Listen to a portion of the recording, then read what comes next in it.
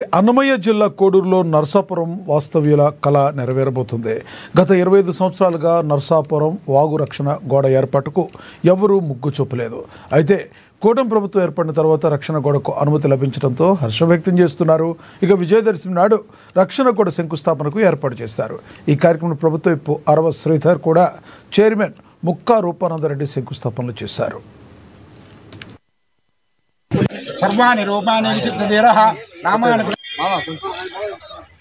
गुरुवासरिक्ताय शुभनक्षत्र शुभयोग अदोक्षदाय नमः नारसिंहाय नमः अच्युताय नमः जनार्दनाय सर्वाणि रूपाणि विचित्रधीरः नामानि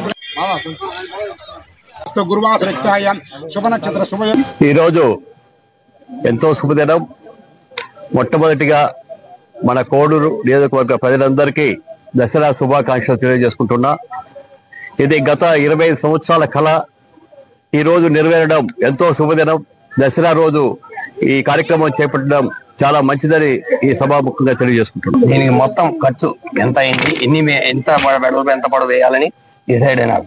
టోటల్ వర్క్ 32 కోట్ల 50 లక్షలు టోటల్ వర్క్, 1000 మీటర్స్.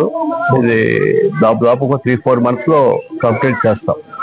ఈరోజు ఎంతో శుభదినం. మొట్టమొదటిగా మన కోడూరు నియోజకవర్గ ప్రజలందరికీ దసరా శుభాకాంక్షలు తెలియజేస్తున్నాం.